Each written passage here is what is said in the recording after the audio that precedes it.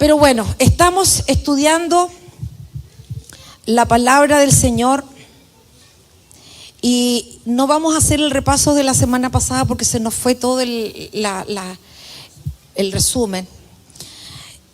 Estamos hablando de que cuando llegamos al Señor, cuando el Señor nos llama por nombre, lo primero que empieza a tratar en nosotros es la carne, porque Él quiere formar una generación celestial.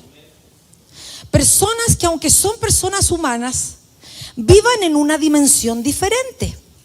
Entonces ahí Él primero comienza a trabajar con nosotros en la carne, y lo primero que pasa cuando comenzamos a caminar con Él es que atravesamos la primera etapa que se llama atrio y cruzamos el Mar Rojo. ¿Qué es el Mar Rojo? El Mar Rojo no es otra cosa sino que el Señor destruye a nuestros enemigos, los deja, los ahoga a Faraón, a los que nos esclaviza. Y cuando nosotros lo vemos de manera práctica, ¿a qué nos referimos?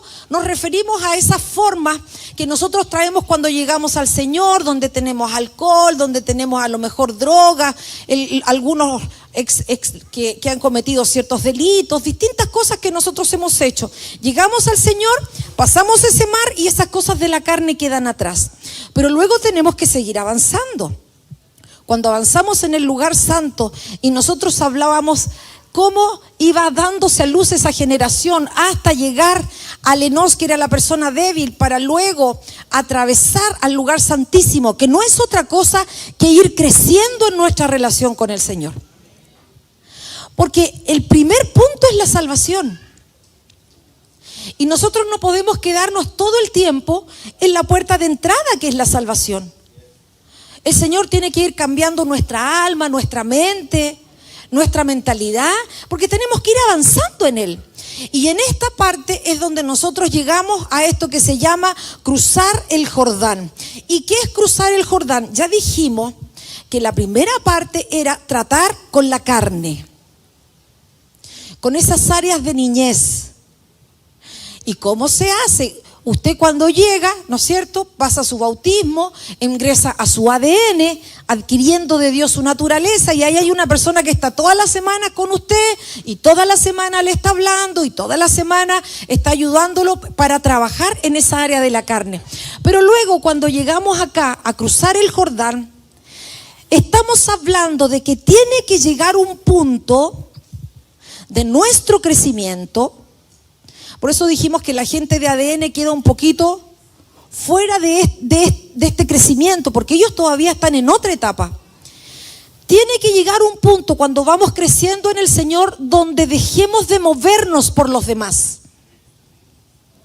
Donde yo no esté esperando estar bien por lo que el otro hace. Donde yo no espero que el otro me dé algo, tenga alguna reacción para que yo esté en equilibrio. Sino que esa parte de mi alma tiene que ser saciada en el Señor. Y para eso yo tengo que morir a mi yo. Porque si nosotros vamos y empezamos a estudiar todas las partes en las que nosotros nos conflictuamos, generalmente es porque nos sentimos pasados a llevar, porque consideramos que nuestro punto de vista es el que tiene la razón, o porque yo creo que las cosas tienen que ser así, y ahí están nuestros conflictos. Es que no me consideró, es que el otro, y no, tiene que llegar un punto donde nosotros muramos a eso y pasemos al otro lado. Y es aquí donde está la palabra que estamos estudiando. Caleb, cuando le dice a Josué, dame este monte. Caleb, que era kenicita. Caleb, que no era hebreo, no venía de una tribu,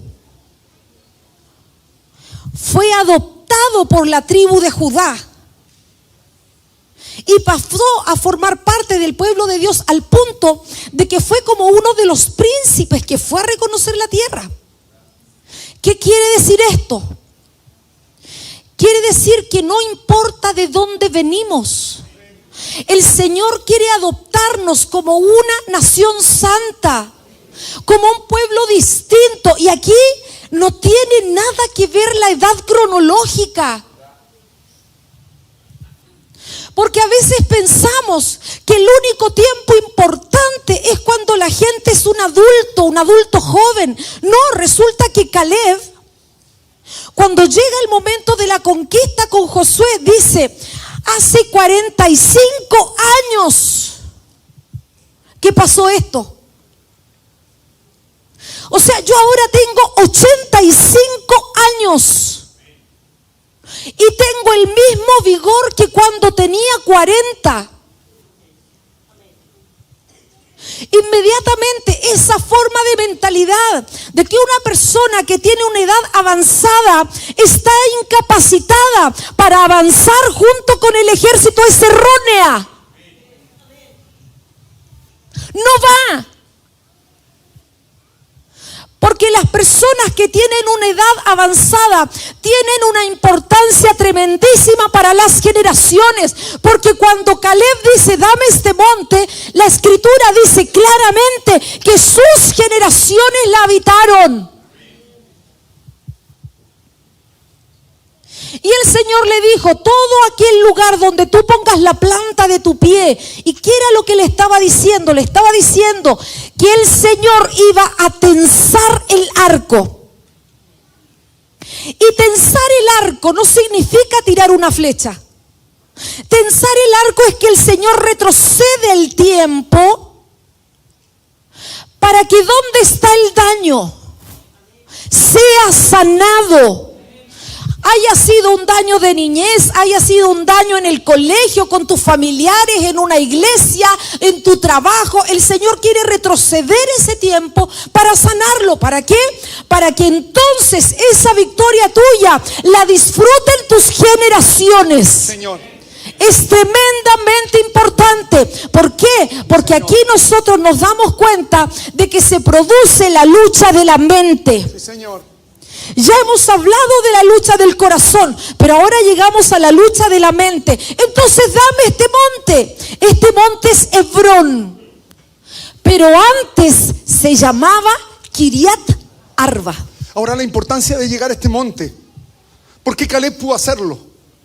¿Qué características habían en él? 85 años. El Salmo 90, lo hemos hablado tantas veces.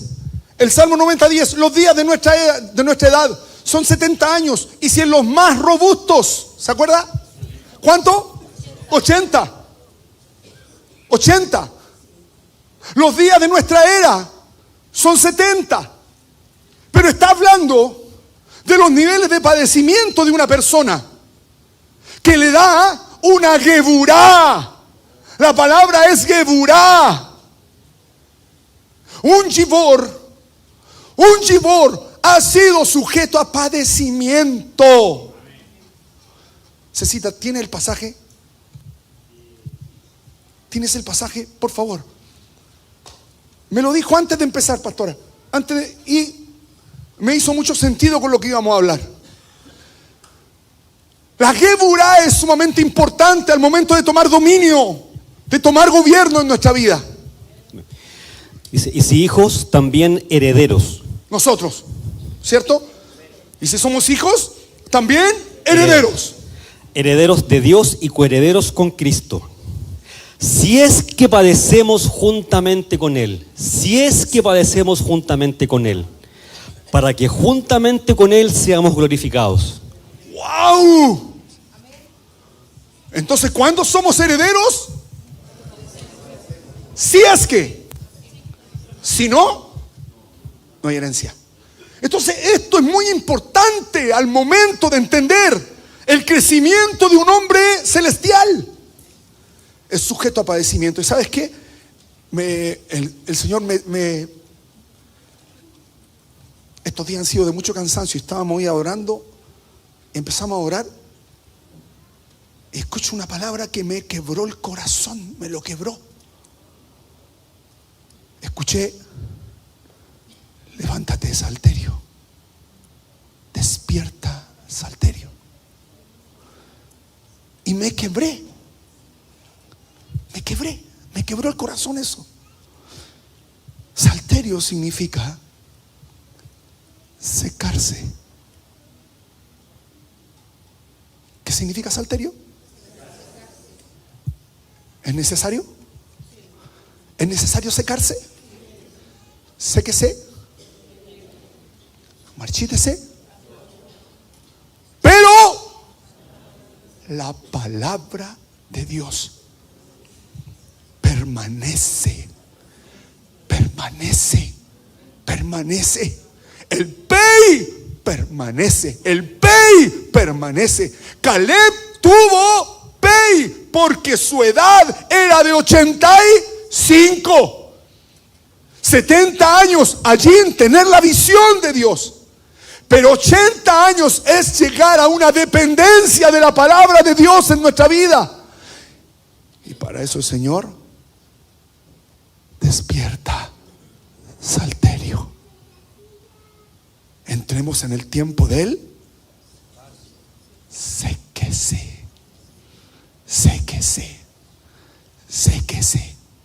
¿Para qué? Para que la palabra se levante. Y el pey y la geburá, donde ya no estamos en pie por nuestra fuerza, sino porque la palabra ejerce una fuerza sobre nosotros. Tal es mi geburá, tal fue mi geburá allá, y ahora siento que es igual. Alguien que fue entrenado en el pey fue debilitado y fue sujeto a padecimiento. Pero si no hay padecimiento, no hay herencia. Ahora ese padecimiento no es que a uno como que nos tienen que pasar cosas malas, ¿me entiende?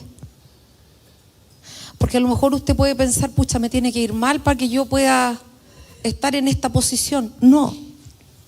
A lo que se refiere es que el cambio de ser yo quien manda mi vida a que sea el Señor va a requerir una muerte de nosotros. Sí. Porque a nosotros a veces hay personas que dicen creo, ya no creo, quiero, ya no quiero, tengo ganas, no tengo ganas. O sea, tiene que haber un momento en el que nuestra voluntad se quiebre, y si el Señor lo permite, de acuerdo a lo que Él ha puesto en ti, te va a permitir pasar por situaciones difíciles. Amén. Porque no todos tienen esa misma fuerza. Esa geburá, sí. Todos no tienen esa geburá que se llama fuerza en el fondo. Puede ser que otro hermano tenga otro padecimiento y cuando lo vive, no te arranques. No te arranques, porque el Señor está tratando contigo para que salga una gloria de Dios dentro de tu vida. Porque el pensamiento que la mayoría tiene es que, si eres cristiano todo te tiene que ir bien. O sea, porque si no, Dios no está contigo, Dios no te bendice, más o menos. No es así. Porque si nos vamos a los apóstoles, todos murieron de formas terribles, excepto Juan, compartiendo con un montón de delincuentes en la isla de Patmos. Entonces, inmediatamente se cae la teoría. Después de que la iglesia primitiva vendió sus propiedades, llegaron a una pobreza sin comparaciones. Entonces, ¿dónde está la prosperidad? Entonces, ¿por qué el profeta decía, aunque no hayan ovejas en la majada, yo igual te alabo? O sea, es que la prosperidad no tiene que ver con tener plata. Amén. Tiene que ver con que nosotros hagamos la voluntad del Señor. Con eso tiene que ver. Y si el Señor necesita que alguno se quede cesante para que vea que el Señor lo sustenta, Él lo va a permitir. Y ahí es donde está que digo. O si me permite tener una situación con un familiar, Él lo va a permitir. Pero ¿qué digo ahí? ¿Cómo lo digo? ¿Cómo lo enfrento? Eso es el pey, porque el pey de Caleb, ese 80 que representa el pey, es el hablar de Dios. ¿Qué está diciendo Dios? ¿Qué está hablando el Señor en esa situación? Y el 5, que es el G, lo que está diciendo, yo tengo que subir con mi hablar. Tengo que subir. ¿Por qué? Porque tengo un dicho del Señor que me levanta. O cuando has estado en una situación y el Señor te da una palabra, ¿no es cierto que uno se siente firme ahí? Eso es el 85, esa palabra, pero como una forma de vida dentro de la persona. Esta forma de vida hace que esa naturaleza, el 85, entonces es ese y es hablar de Dios. Pero es el entender la voz de Dios, lo que está diciendo, y soltarlo frente a cada cosa que vivimos. Eso nos mantiene en una posición celestial, que son las alas del Hey, las alas del subir. ¿Por qué? Porque a este se le entregó Hebrón, y Hebrón es el monte del conjuro. Y el conjuro es la parte más alta de la vida espiritual de una persona. El conjuro habla de una persona que es madura, que no habla lesera, que no anda hablando en doble sentido, que no habla livianamente, que no murmura, que no dice las cosas de frente. Hebrón es un lugar alto, es el lugar del conjuro, es el lugar donde se sueltan los dichos de Dios. Y tiene la calidad de estar en Sión. Desde Sión se suelta la palabra. Entonces es muy potente esto, porque este lugar estaba tomado. Yo le pregunto, ¿Hebrón en nuestra vida está tomado? ¿Está tomado? ¿Hay ocupas ahí? ¿Hay ocupas ahí? Que debiendo soltar el conjuro, ¡qué tanta cuestión! Estos ¿entiende la idea? ¿Está ocupado Hebrón? Hebrón está hablando de los estados más altos de la mente. ¿Está ocupado, hermano? Y le cambio la pregunta. ¿Tenemos espada para ir a sacar a los ocupas? ¿Tenemos un filo? ¿Tenemos medio filo? ¿Tenemos el puro mango? No tenemos. Piénselo. Piénselo, porque esto no es una linda historia. Esto es algo que es como que tenemos que masticarlo y tenemos que confrontar nuestra vida con respecto a estas verdades. Porque el Señor vino a establecer esa victoria, y como Él venció, nosotros también venceremos. También vencemos. Es que cuando la palabra dice que le dice a Josué que para que le vaya bien, para que el camino de él sea prosperado, tenía que meditar en la palabra de Dios de día y de noche. Y yo te pregunto, ¿usted medita en la palabra de día y de noche? ¿Meditamos en la palabra de día y de noche? Porque dice que así nos va a ir bien. Así es que se empieza a formar la espada. Escuchar la palabra, escudriñar la palabra, y uno lo puede ver cuando están ustedes con tarea y uno les dice, empieza a transcribir el retiro, empieza a transcribir las palabras, cómo empieza a cambiar la mente. Hay gente que parte y que después, ¡fum!, otra vez decae. Tienes que volver a empezar a hacerlo. Porque entonces harás prosperar tu camino y todo. Entonces, si te va más o menos, te pregunto, ¿meditaste en la palabra del Señor? ¿Meditaste en el Netflix? ¿Meditaste en el Facebook? ¿Meditaste en el TikTok? ¿Estuviste meditando en el short del YouTube? ¿Meditaste en tu WhatsApp? ¿En qué estuviste meditando? ¿En la última película? ¿En la noticia? ¿En qué meditaste? Para que hagas prosperar tu camino. No se apartará de tu boca. Oye, qué fuerte, porque podría haber dicho no se apartará de tu mente. Ya por último, ya tengo que pensar. No dice de tu boca. Tu boca. O sea, desde que me levanto hasta que termina el día, esa palabra tiene que estar presente en mí. ¿Para qué? Para que hagas prosperar tu camino. ¿Tienes problemas con tu señora? ¿Lees la palabra con tu señora? ¿Oras con ella? ¿Tienes problemas con tus hijos? ¿Compartes de la palabra con ellos? ¿Por qué? Porque si tú de día y de noche haces este trabajo, meditas en eso, vas a hacer prosperar tu camino. Pero cuando lo vemos como una historia, cuando no lo vivimos, no te das cuenta que esa palabra tiene un espíritu. Entonces no se produce ningún cambio mental. Porque en vez de leer la palabra, te pones a leer la cuarta. ¿Existe eso o no? ¿Todavía? ¿No existe? ¿Existe todavía o no? ¿Cuál existe, Davidcito? No hay diario, no existen. ¿Online dice? Bueno, lo que te quiero decir es que escuche la palabra, hombre. Online dice. Existe la cuarta online. ¡Ah! Ya no se llama cuarta. ¡Ah! Feliz cumpleaños, Víctor. Un abrazo. Un abrazo. De eso se trata, de hacer que la palabra en nosotros esté a diario. Este lugar Hebrón fue tomado y antes de llamarse así se llamaba Kiriat Arba. ¿Qué significa Kiriat? Kiriat Arba significa 4. Kiriat, ciudad, fortaleza, construcción.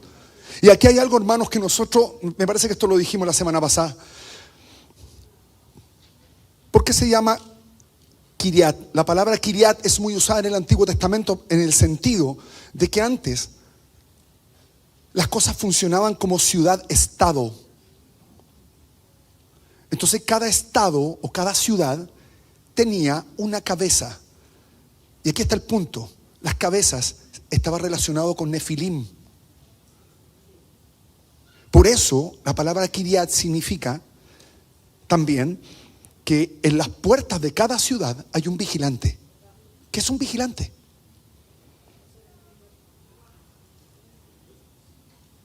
Es una estratega espiritual.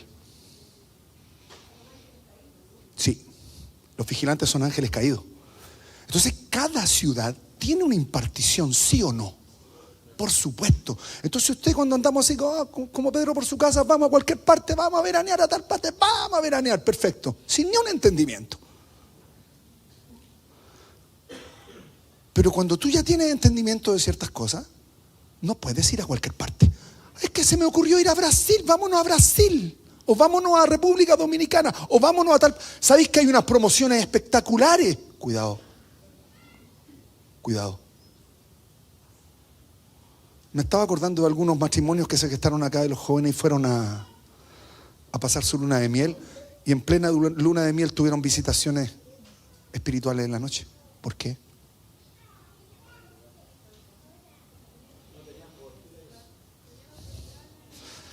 Pueden ser muchos factores ahí. Pueden ser muchos factores. Pero lo que te quiero decir es que uno tiene que tener cuidado dónde va. Tiene que tener cuidado dónde va. Y en eso aprender a sujetar las cosas. Y volvemos, ¿qué es sujetar? A ser firme, a ser fuerte algo. ¿Se entiende? Entonces, Kiriat es una construcción, es una ciudad, pero a la vez es una construcción. No se está hablando de una construcción mental. Es una construcción de la mente. Y Arba significa 4. La palabra Arba tiene 4 letras. Pero Kiriat Arba la palabra Arba hace alusión a 4. ¿Quiénes son esos 4? En términos de la raíz. Sin embargo, está hablando de los hijos de Anac. ¿Cuáles eran esas simientes de gigante que estaban en esa ciudad? En la puerta de esa ciudad. Porque ya sabemos que en esos lugares, en las puertas hay, y la vigilancia, los vigilantes son entidades espirituales. o simiente de ángeles caídos. Entonces este Arba, que significa 4, hacía alusión a Anak, el papá, Sesai, Talmai y Aimán. Esos son los 4. ¿Se entiende? Estos 4, hermanos amados, son los hijos de Arba. Pare. Son los hijos de... Tenemos a Arba, siguiente generación, Anak, siguiente generación, Talmai, Sesai, Aimán. ¿Cuántas generaciones hay? 3 generaciones. ¿Entendió? 3 generaciones. Construcciones ¿De quién? ¿De quién vienen esas construcciones mentales? Arba. Una construcción mental dura o se establece. Los judíos le llamaban piedra generacional. 3 generaciones. Entonces estamos hablando de un legado angelical. Esto es un legado angelical. No es cualquier legado. ¿Y qué significa esto? ¿Qué quiere decir esto, como dice el pastor Fernando? Hay lugares físicos donde hay portales espirituales. No todos los lugares son iguales. Amén. Para que se abra un acceso al mundo espiritual, tuvo que haber ocurrido algo. Este monte, que es el monte Hebrón, donde ya sabemos que había presencia híbrida, porque cuando en la Biblia se habla de Anak, de Sesai, Aimán y Talmai, habla de gigantes.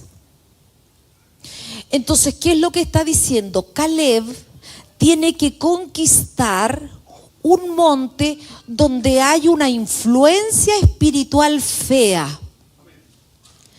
Por ejemplo, si nosotros, por favor, sin ofender a ninguno de mis hermanos que son extranjeros, si nosotros hablamos de Colombia, hay un principado ahí, hay un gobierno que todo el mundo lo conoce por la violencia. Lo mismo que Venezuela. Tal vez si pensamos en Perú, pensamos un poco en la brujería. Si pensamos en Chile, en los ladrones.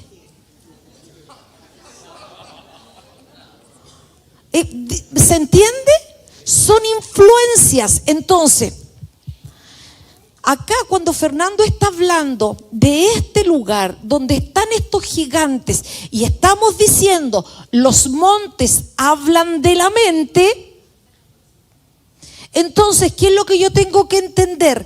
Que hay 4 cosas que pueden, al menos 4 cosas que pueden operar en mi forma de pensar. Y que yo las tengo que derribar, porque no son un pensamiento, son una conducta mental, porque esa conducta mental se traspasó de Kiriat Arba a Anak y de Anak a sus hijos. Es un camino mental. Entonces, cuando estamos hablando de Kiriat, esa es una palabra que viene de un verbo que es kará, que da lo mismo como venga el verbo, pero entre las cosas que significa, ¿cómo lo encuentra usted? Cuando se mete a su Biblia, aprieta la palabra y se va al Strong. Así se va sacando las raíces. Y en el Strong le van a aparecer varios diccionarios. Y ahí usted va a entender qué significaba la palabra en su raíz. Entonces, cuando usted empieza a hacer ese trabajo, se va a dar cuenta de que Kiriat significa, entre los significados que tiene, pasar de un gas caliente a un frío líquido. ¿Qué le hace? ¿A qué lo lleva al tiro? De un gas caliente a un frío líquido. ¿No se le ocurre pensar en los vigilantes caídos que fueron apresados en los hielos? Pasaron de una región celestial al frío líquido. ¿Dónde? Ahí en Kiriat. Entonces los ángeles abandonaron su dignidad, tomaron cuerpo de persona y tuvieron relaciones sexuales con las mujeres, ¿verdad? Eso dice Génesis, ¿verdad? Este lugar, Kiriat, esta palabra en su definición significa pasar de un gas caliente a un frío líquido. Entonces ya sabemos que ahí hay un portal. Luego esa misma palabra significa es tan amplia esta palabra que significa ladrillo solidificado. Y junto con ladrillo solidificado significa convocar. Entonces mira, vamos uniendo este Kiriat. Del gas a un frío líquido para levantar el ladrillo. ¿Y de quién nos habla el ladrillo? De Babilonia. ¿Y qué significa Babilonia? Idolatría, ¿qué más? Confusión. ¿A quién levanta Babilonia? Muy bien. Se levanta mi nombre. ¿Se hace familia? No se hace familia. Entonces, ¿cómo podríamos verlo de manera práctica? Es esa casa donde todo el mundo trabaja y cada uno toma la once en la pieza a la hora que quiere y no hay comunión. Es esa casa donde pasan toda la semana, el marido gana su plata, la señora gana su plata y no se relacionan. Entonces lo importante es lo que yo hago. Entonces, no es tan relevante los hijos, no tengamos hijos porque me viene a entorpecer. Porque me tengo que desarrollar como profesional, ¿te fijáis? No es que esté malo ser profesional, entiéndeme.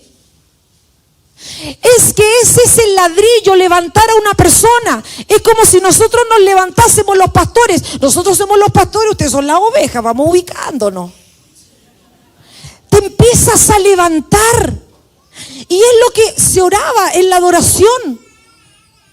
Si todo proviene de Dios y todo es para Él. Esta cosa no es así. Empieza a levantar esa edificación. Además, esta palabra se relaciona con una viga. Es decir, ese verbo kará empieza a unir los elementos y quiere decir formar un techo y una pared con ladrillos. Entonces, entendamos qué significa toda esta cosa Kiriat que la Sanchi lo puso ahí. Primero, vamos a pasar de un caliente a un frío líquido. Ya sabemos que hay un portal. No es solamente, porque ¿te acuerdas que dijimos que en la mente o te gobierna el Señor o te gobierna otra cosa? Ya, ahí está. En ese acceso se pasa del gas caliente al frío líquido. ¿Qué otra cosa? Se empieza a levantar el ladrillo. Claro, porque estas personas, estos híbridos, lo que buscaban era su deleite, su nombre. Llamar cerca.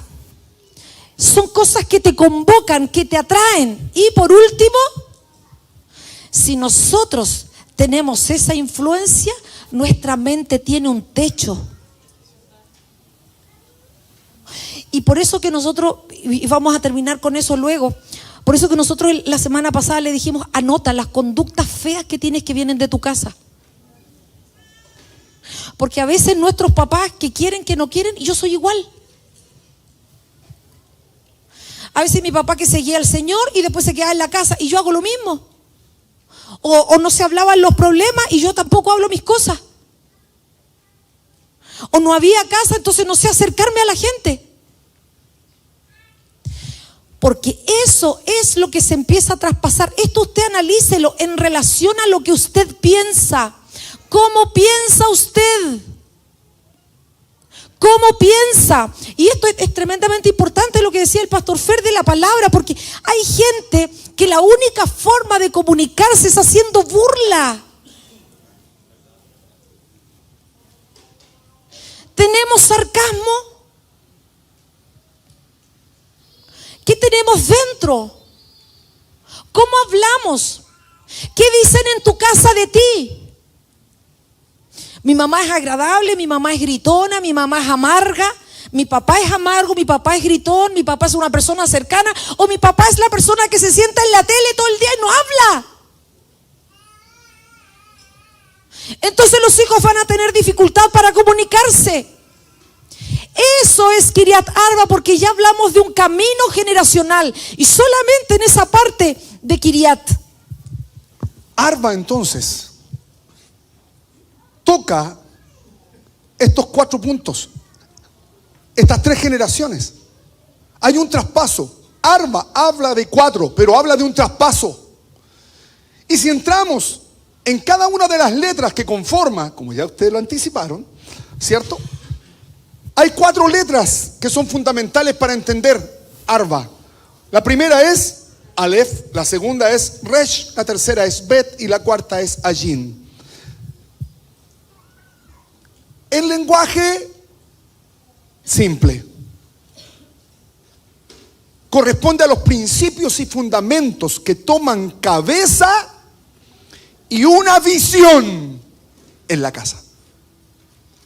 Son el conjunto de principios y fundamentos que toman cabeza y visión en una casa. Son los principios y fundamentos que toman cabeza y visión en una casa.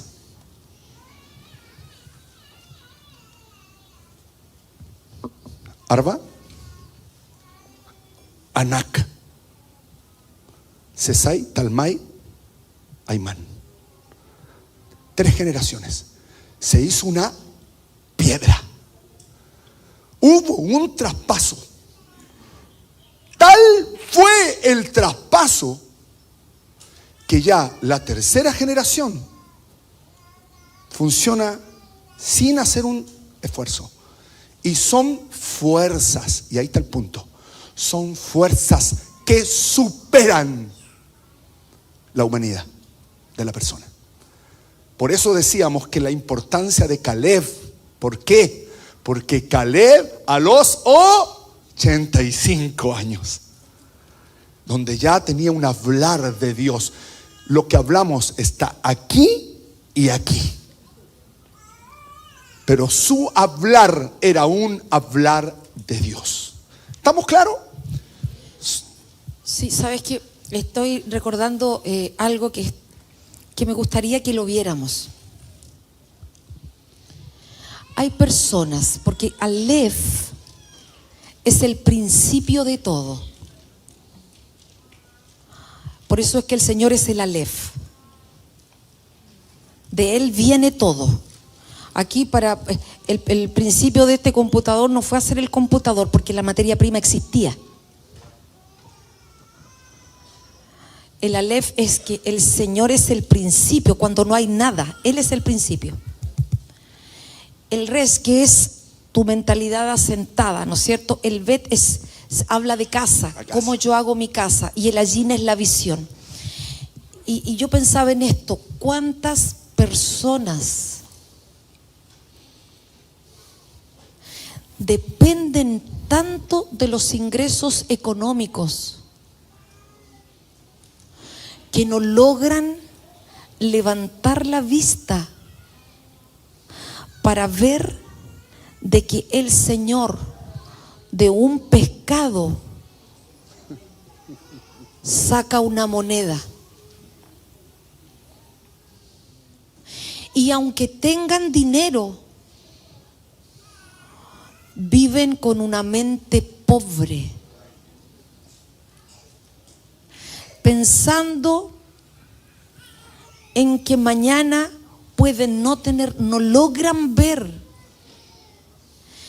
que cuando la palabra dice que no hay ni un justo desamparado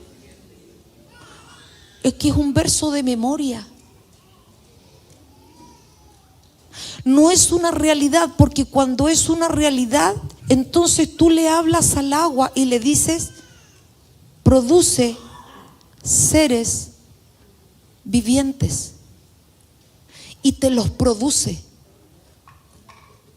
Pero porque tu boca no habla leceras. Porque si tu boca habla leceras, el mundo natural no se sujeta. Y te vas a desgastar trabajando porque no logras tener el allín de Dios. Y allí es donde la gente se quiebra la cabeza. ¿Cómo este otro que no fue a la universidad gana más plata?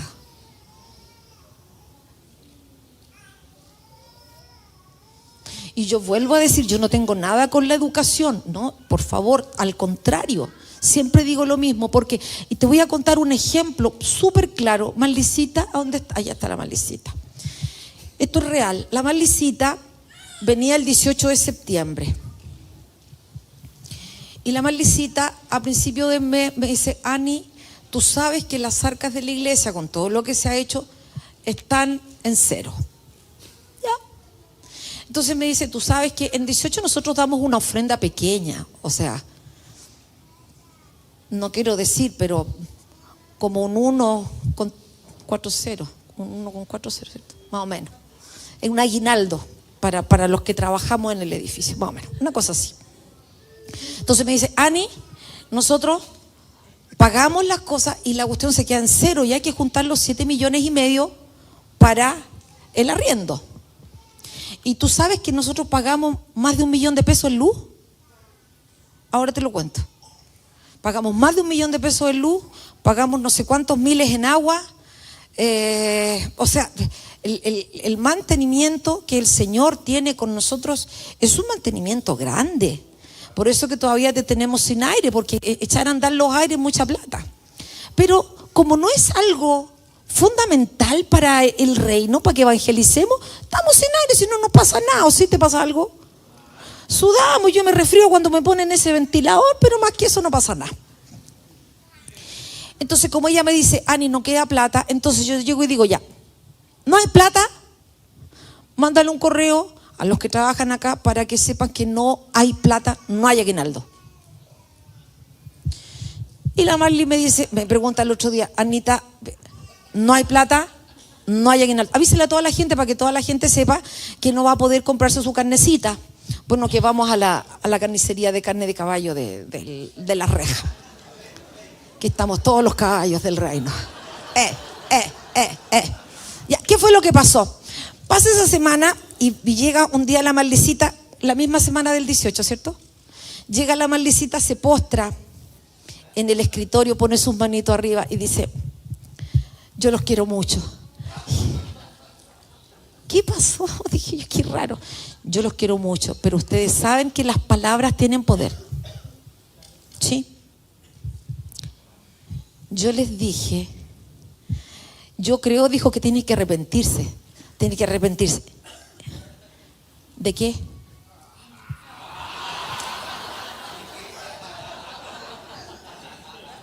¿O acaso no me ven la aureola acá arriba? Y me dice, tú dijiste, Ani, ni siquiera pastora Anita. Nada. Se acabó todo el respeto ahí, todo. Tú dijiste, Ani, ya, no hay plata, ¿cierto? Sí. No, le dije yo, tú me dijiste. No, me digo, yo te dije que quedábamos en cero. Ah, bueno, le dije yo entendí que no había plata. Desde que dijiste eso, no ha entrado ni un peso, ni 1,000 pesos han entrado a la cuenta y han pasado 2 semanas, Ani. Y tenemos que pagar esta cantidad de millones. Estamos rodeados. Y era lunes, parece, o martes. Lunes. Allá, pues. Padre, en el nombre de Jesús, Señor, anulo mis palabras. Padre Santo, en el nombre de Jesús, provee, Señor, para tu casa, para todo lo que se necesita. En nombre de Jesús, amén. Ya, Marlicita, antes de trabajar, sigamos. Seguimos trabajando. Y Al otro perdona, día, y te faltó decir, y perdona a la hermana Marley. y perdona a la hermana Marley que nos entregó la información certera. Al otro día, la Marlicita entra a la oficina. ¿Viste que ella hace así cuando está emocionada? Y nosotros, ¿qué pasó, Marley? ¿Qué pasó?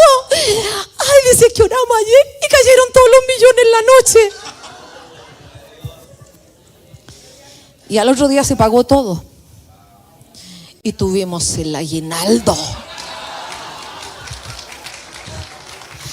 Y una de las cosas que yo le dije a ella cuando ella dijo que no había plata, yo voy y le digo, mira, ¿sabes qué más? Dale primero al profeta y no le falta a nadie. Eso es lo único que yo sé. Dale al profeta y no te faltará ni aceite ni harina. Pero no lo pensé. Yo no lo pensé, sino que le dije, no hay aguinaldo, pero dale primero al profeta porque no escaseará el aceite ni la harina. ¡Pum! Listo. Entonces, ¿qué hice cuando ella me dijo, no hay plata? Aguinaldo para todo. Aunque no haya, se da. Vamos a dar, aunque no hay. Entonces, quiero llevarnos a esto.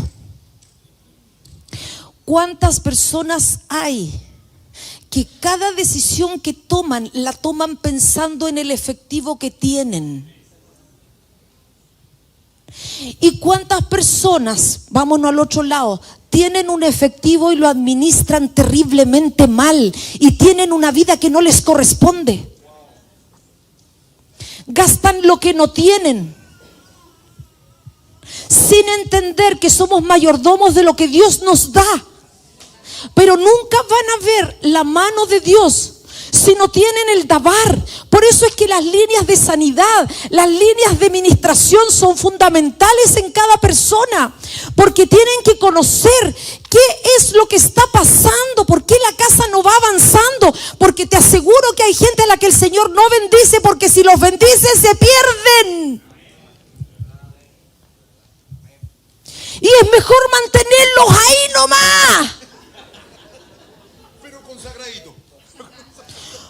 Pero consagraditos, porque si nosotros ya hemos aprendido a orar, no, Señor, si es de tu mano, Señor, que se abre esa puerta, y si no, ciérrasela.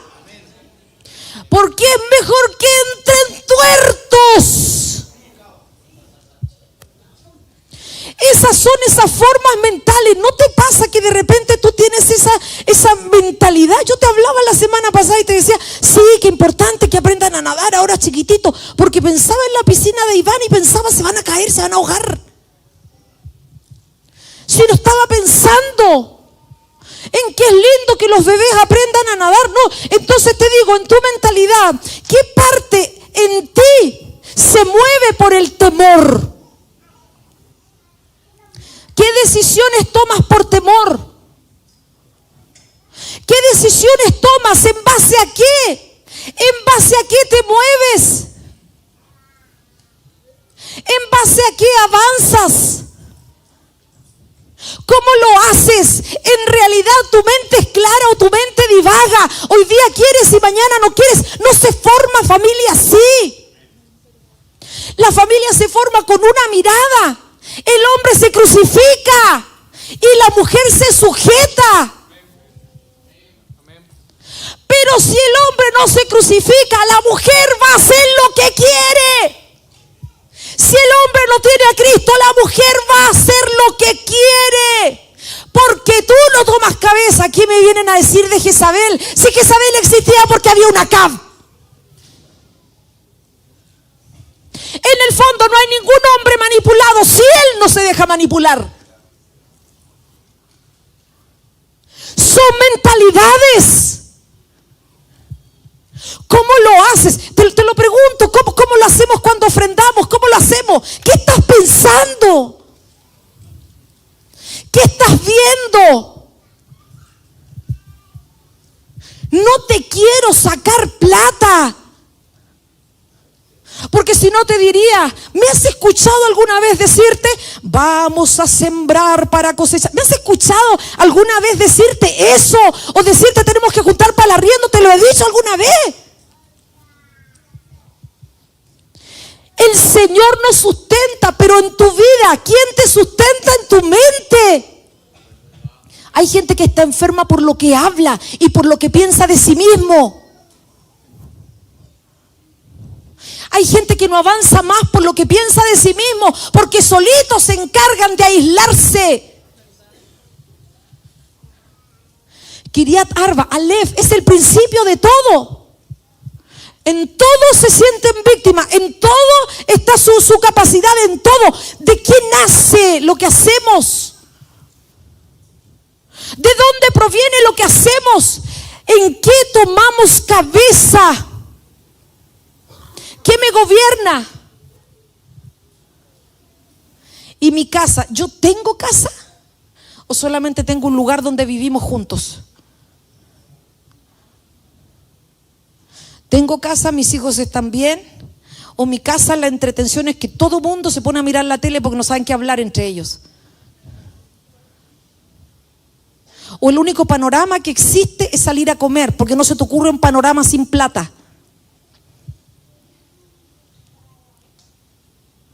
¿Cuál es la visión?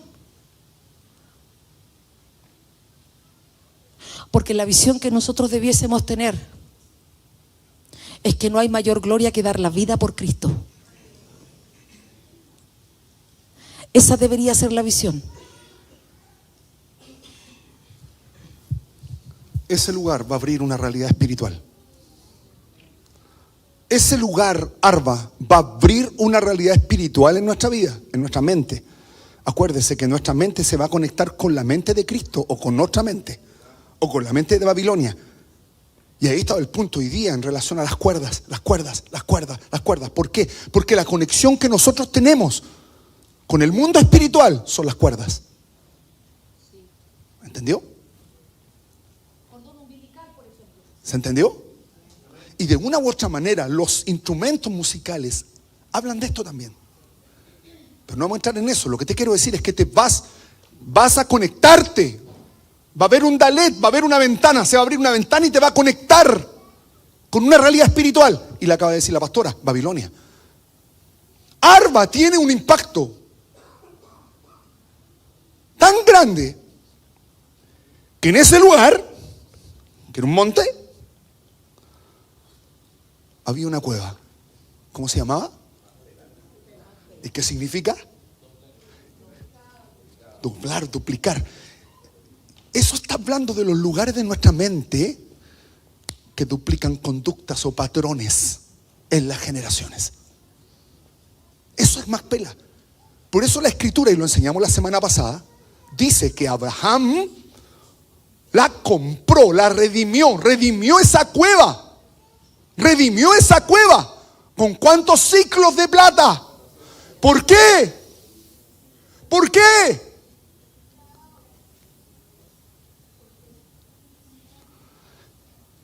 Porque hay que acabar con ese traspaso. Arba, Anak, Sesai, Talmai, Aimán. Hay que acabar con ese traspaso. ¿De qué manera? Son 4. Y es por eso son los 400. 400. ¿Qué quiere decir? Humillar ese sistema mental, esa estructura. Humillar esa estructura mental. La primera vez que Josué y Caleb se meten en las estructuras mentales es en Jericó. Es la primera vez que habla cómo esas construcciones vienen a conectarnos con el sistema astral. Uy, es que yo soy Virgo, fíjese. Oye, sabe que como que esto me dice la verdad de lo que yo estoy viviendo. Claro, pues si estás conectado con ese sistema, pues, se llama idolatría. Estás conectado con un sistema, la primera vez. Pero aquí estamos hablando cómo estos patrones, Arba, es como estos patrones tienen que ser tratados. ¿De qué manera? Redención. La redención de Cristo. Sebastián, tú nos hablaste delante, hay algo que había recibido con respecto a Arba. ¿Qué parece que Bueno, estábamos en la adoración y la adoración comenzó con un fluir que hablaba acerca de las cuerdas del arpa. Despiértate, salterio, despiértate, arpa. Y el Señor, cuando estaba ministrando la palabra de Ezequiel, de los vientos, me hablaba acerca de la visión de Daniel. Y específicamente me dijo esto, me dijo: busca a Cerbero en Daniel 7. Entonces me puse a revisar Daniel 7. El cancerbero no es una figura bíblica, es de la mitología griega. Y específicamente era una bestia que tenía varias cabezas y que su función era no permitir que los muertos salieran del Hades.